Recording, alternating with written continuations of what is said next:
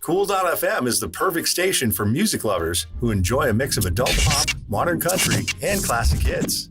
Our unique blend of different genres creates an awesome listening experience that you won't find anywhere else. With Cool.fm, you don't have to constantly change stations to hear the music you love. Just download the Live 365 app and start listening to our curated selection of modern adult and country hits, as well as the classics you know and love. So tune in to Cool.fm and start enjoying the best of all your favorite music in one place.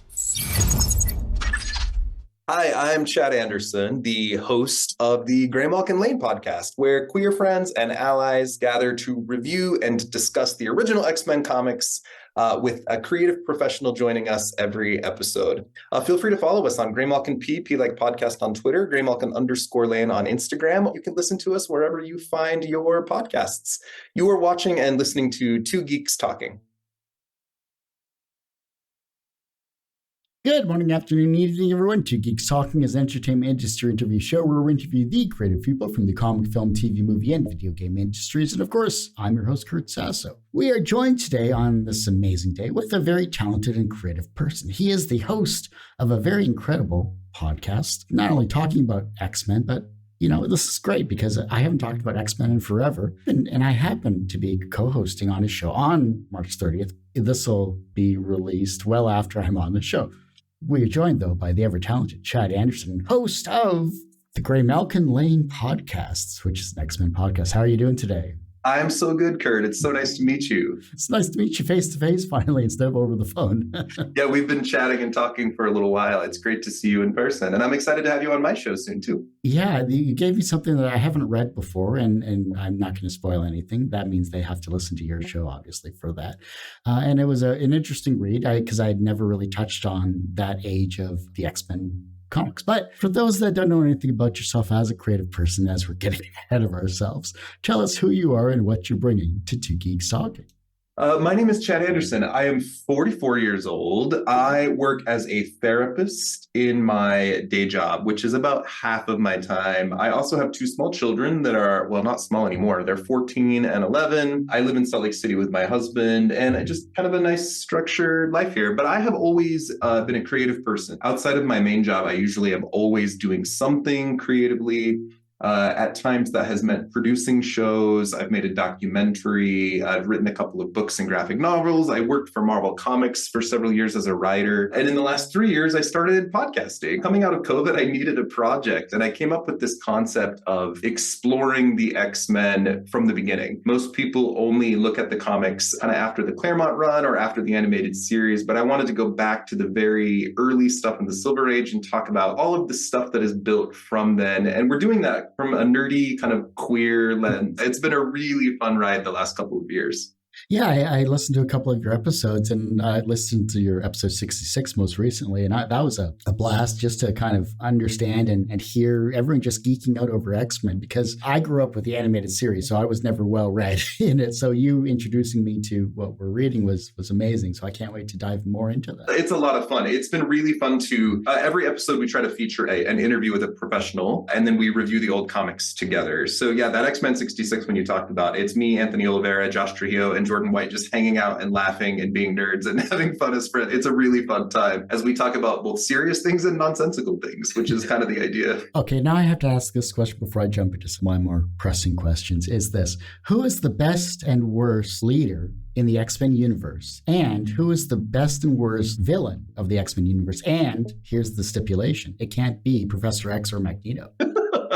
I think those answers are tricky. The interesting thing with the X-Men that I'm realizing more and more over time is it's a giant franchise. You got to think of it like a huge toy box full of toys. I mean, there's tens of thousands of stories, creators that are influenced by their times, hundreds and hundreds of people who have worked on these characters. So my answer, if you listen to my show, I always tell my kids when they ask me big questions, my answer is always depends on the storyteller. So it depends on the era of comics. It depends on the story being told. My favorite character is going to shift from from time to time. I'm going to answer today. I will answer your questions. I reserve the right to change my answer at any moment, at any point in the future. The best hero among the X-Men that exists in my mind right now, the character Sync shows up. We're seeing that character really revitalized in the current X-Men franchise as a really powerful character of color who died and is reclaiming his life and is being explored from really incredible spaces. The biggest villain, I'm gonna call Mr. Sinister right now. In the current comics, he is doing all kinds of awful, terrible things, and he is a villain of villains. He has no morals and is very self-involved. So yeah, my answer may change at any given day, but those are the two that come to mind now. I was curious just to dive into one that has worked with the X-Men well more than myself. I defer to the professional. What is the most misunderstood aspect about the X-Men? The X-Men represent, and this could be a whole college thesis, my goodness. The X-Men represent the disenfranchised in a way that most other superheroes do not. You can't choose to be a mutant. You're born a particular way, and then you're targeted for being born that way. And so it's all about learning how to love yourself and be present and seize your own power. So this Krakoan age of comics we're seeing is the mutants forming their own nation and involving themselves in their own identity or process. But there's a reason this title has spoken to people for so many generations, people who are queer, people who are gender nonconforming, who have a skin color or an ethnicity or a disability that has set them apart from the rest of humanity. I think that's often what we miss. Now, these are superheroes. They do have powers. When they develop powers, they can hurt people. So there's all kinds of things. But X-Men villains tend to revolve around either evil versions of this who are seeking to harm humans, or people who are trying to dim the lights of mutants, government programs or religions, or people who are trying to utilize or manipulate mutants into a particular, I have to summarize. It's that commentary on what it means to be queer or different in society that really stands out to people, I think. Can you tell me a time when you worked at Marvel where your creativity was stifled? Oh, goodness. Specifically at Marvel. When I was actively working at Marvel, I was pretty low on the totem pole. So I was writing the Marvel handbooks and working on various campaigns. I was living in a remote community as a part of a team of writers. So everything was online. I don't know that I was ever personally stifled. I tended to take whatever assignments I was offered and did my best. And I was often writing the encyclopedias. Sometimes I was frustrated by page count. For example, I remember writing an entry in the handbooks on the character the Owl, who is the Daredevil villain. And I only had 2 pages, but I needed 4. So I had to cut all this stuff to make it fit. So, that's probably the only times I was ever stifled. As a podcast host, I've been overwhelmed by, and I don't work for Marvel now, obviously, but I've been overwhelmed by the amount of inclusivity and respect and love that I've gotten, not only from the X-Men community, but from the professional X-Men community. It's been super cool to be part of it. And I haven't really felt stifled by that. I'm only constrained currently by my own schedule. I want to put out more than I should at a given time. From one podcaster to another, and I've been doing this for 15 years. Don't burn yourself out. Take one episode at a time, release it when you can, and just enjoy the time you have with the people you have on the show, because my measure of success is if I'm having fun and I'm having a blast. So that's a good thing. The pandemic obviously made us do a lot of things that broke us out of our comfort zone. It sounds like podcasting was a portion of that, or at least a creative outlet for you, I should say.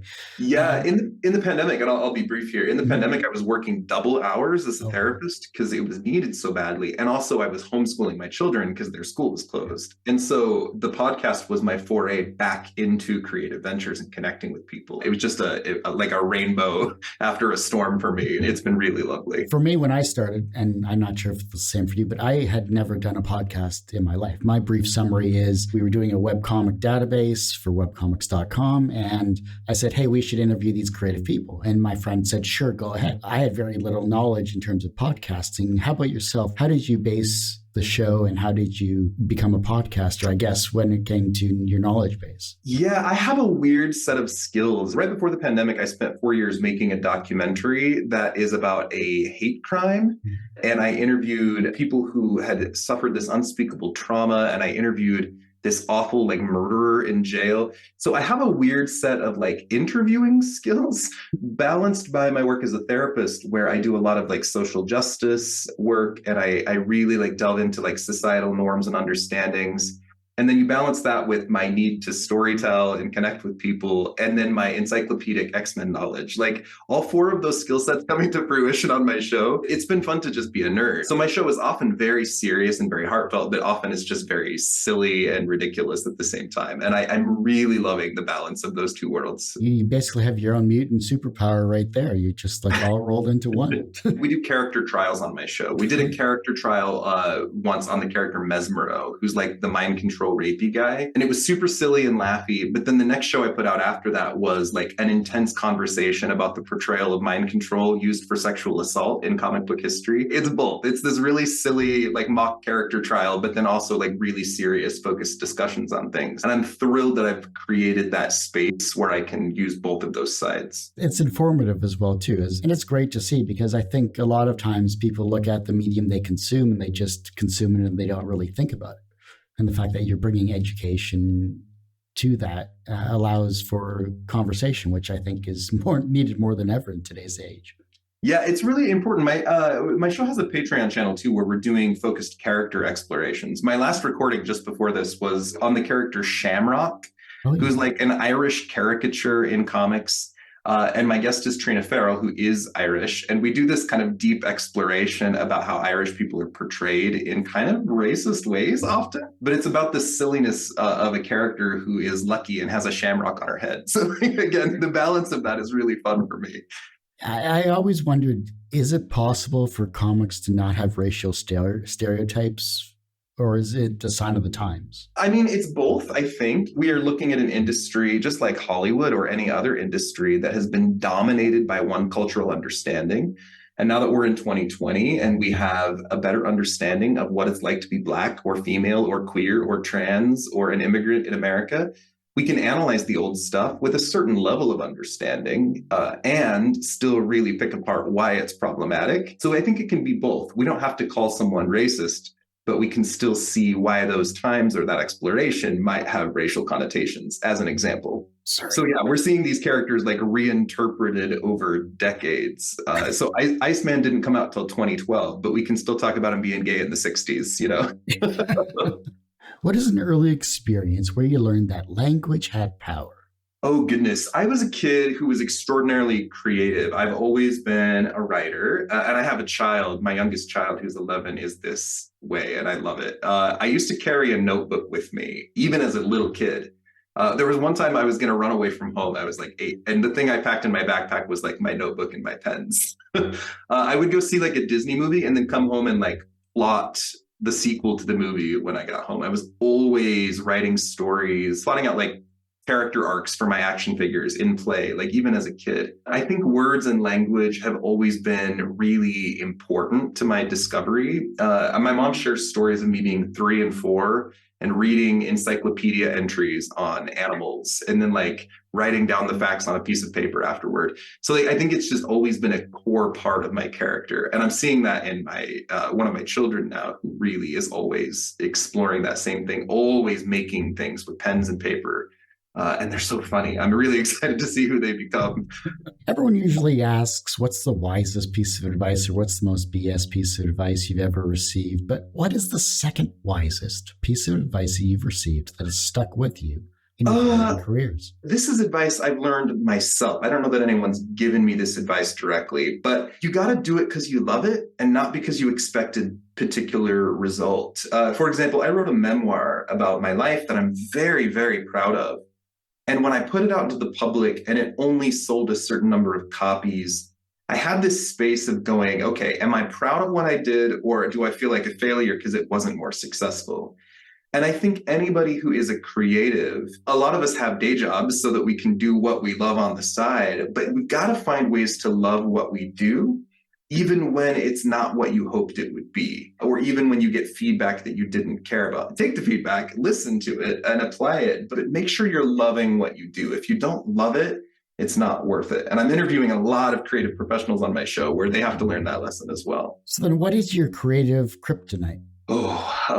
Self-doubt and lack of time. I'm working on some big projects right now, but between the show and my kids and my job, it's so hard for me to carve out time And then I get down on myself for not having creative outlets. Creating that time and then believing in myself, along with understanding the complexity of the things that compete for my attention and that are part of my value system. That's a big, broad-based answer, but those are my kryptonites right there. When you started the show itself and you've been interviewing all of these professionals, was there a professional or professionals, I should say, that you had on the show that you never thought you'd have on your show? My word, yes. I grew up reading comics and I had a pretty difficult upbringing. Comics were my escape from life. So some of the people who wrote the books that I grew up escaping into have been my biggest sources of joy and honor on my show. I'm happy for everyone that's come on, of course. Annie Nesenti was the first big guest that came on that I was just completely starstruck. Ian Churchill was another one. He was drawing when I was actively collecting comics and really delving into them. Fabian Nicieza recently came on. I've had Roy Thomas on twice, which just blows my mind. The fact that I've gotten to interview this incredible person. And there's a long list of creators I would still love to have on the show. Louise Simonson being right at the top of that list. Yeah, the fact that I've gotten to meet these people and we have correspondence, and on any given day, I'm chatting with or emailing back and forth with creative professionals that I love and respect. It regularly blows my mind. My husband and I went out to a bar last night to watch RuPaul's Drag Race, and all through the show, I was instant messaging back and forth with Chuck Austin. And I was like, what is my life right now? It's so fun to have that in my life. How do you think the birth of creativity was formed?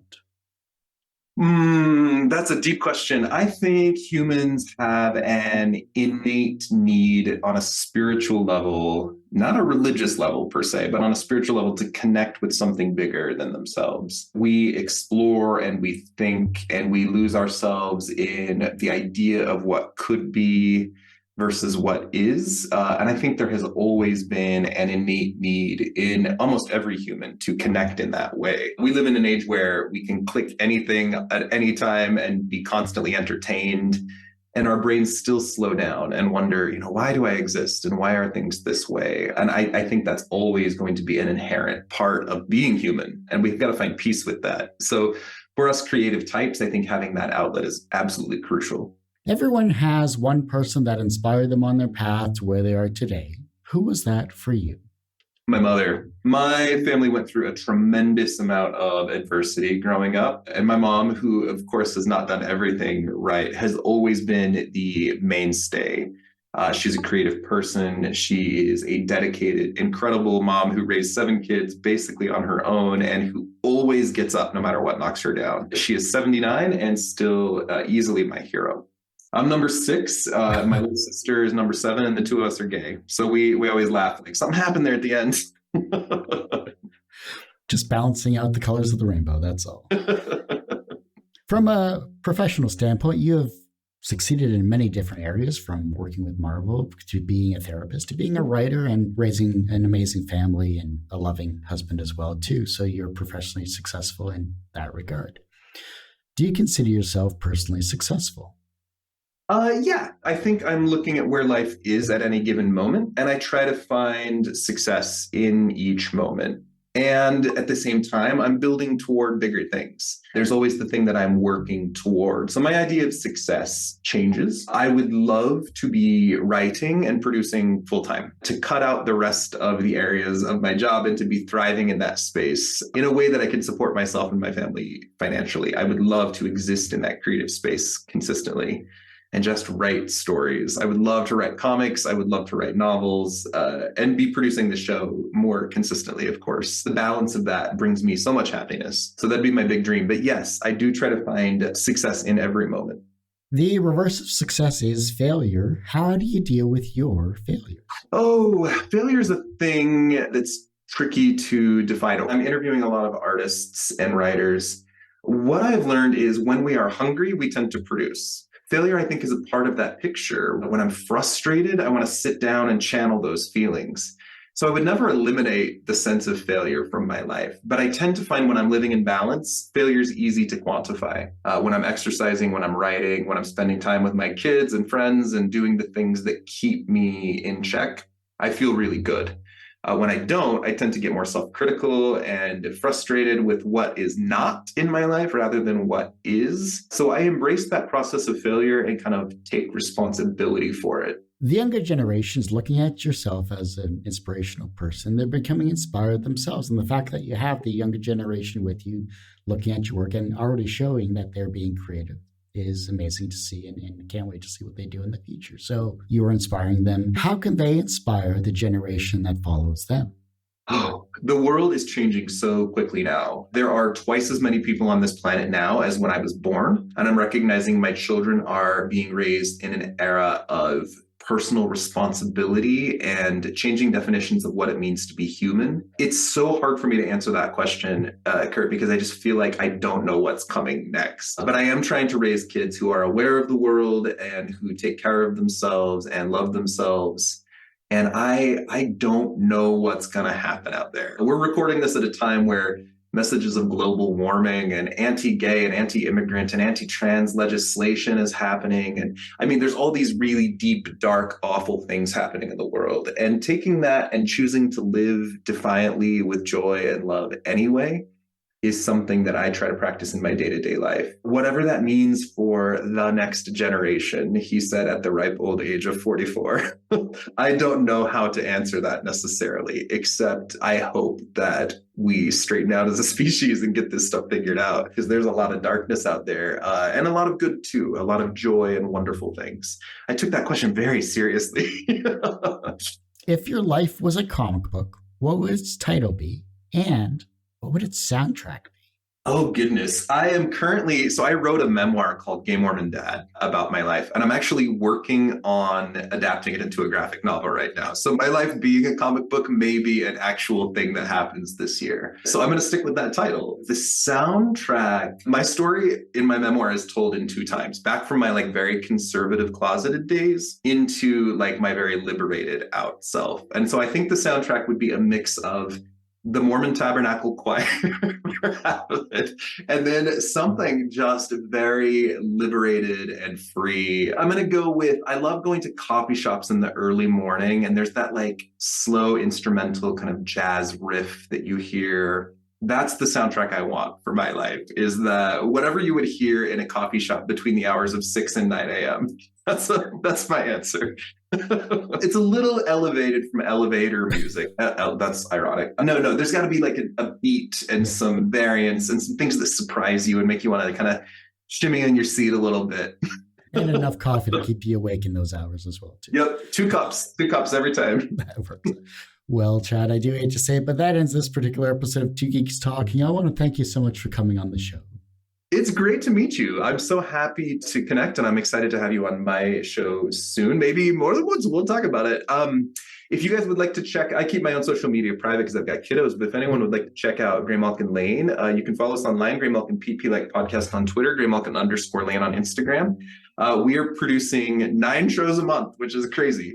4 issue reviews where we interview a professional and then delve into an old comic book together. 1 character trial where we have a mock jury trial of a fictional character. And then 4 episodes on individual characters who don't get a lot of attention, with different creative professionals on the show's Patreon channel. And I'm having such a blast. I hope you hear it in my voice. We're having a great time. So I'd love to have you check us out and see if you enjoy it.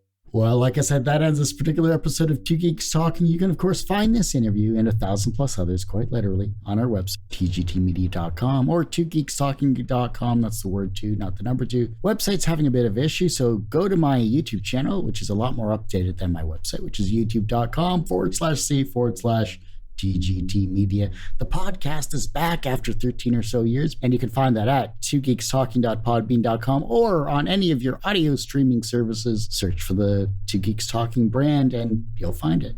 And as I say every week, everyone has a story to tell. It's up to me to help bring that out. Thanks for listening and watching on Two Geeks Talking. Thanks, Kurt. No problem.